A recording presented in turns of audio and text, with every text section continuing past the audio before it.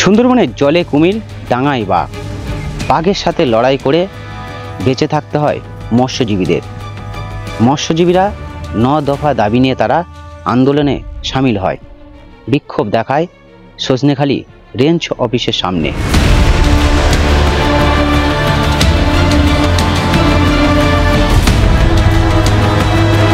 এবার বিক্ষোভে সামিল সুন্দরবনের বাসিন্দা তথা মৎস্যজীবীরা।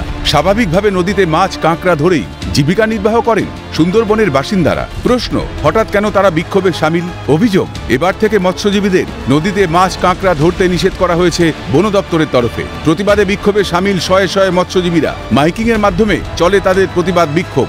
বিক্ষোভটা হচ্ছে, আমরা বিগত 20 থেকে 25 বছর জঙ্গলে মাছ এবং কাঁকড়া সংগ্রহ করে থেকে থাকি। সেই মাছ আর কাঁকড়া সংগ্রহ করতে আমাদের দেবে না ফরেস্টার থেকে।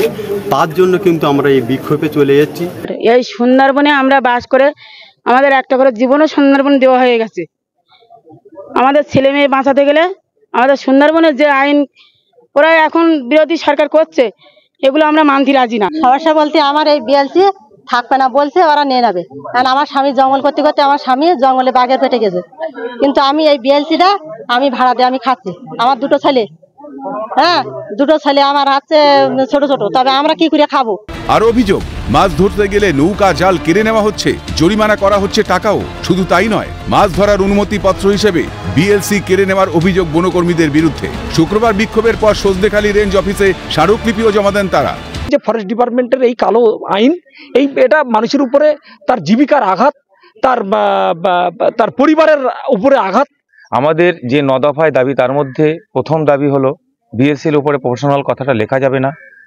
যে সমস্ত বয়স্ক মহিলারা এবং বৃদ্ধ লোকের বিএলসি আছে তাদেরকে প্রায়োরিটি দিতে হবে। যদিও গোটা ঘটনায় বন দপ্তরের তরফে কোনো প্রতিক্রিয়া পাওয়া যায়নি। সুন্দরবনের রেঞ্জ অফিসের সামনে মৎস্যজীবীরা বিক্ষোভ দেখালো বিভিন্ন দাবি দাবা নিয়ে। ঘটনাকে কেন্দ্র করে এলাকায় চাঞ্চল্য ছড়িয়েছে। ঘটনা তদন্ত শুরু করছে বন দপ্তরের আধিকারিকরা। দক্ষিণ 24 পরগনা সুন্দরবন থেকে হরিপদ মণ্ডল, ক্যালকাটা নিউজ।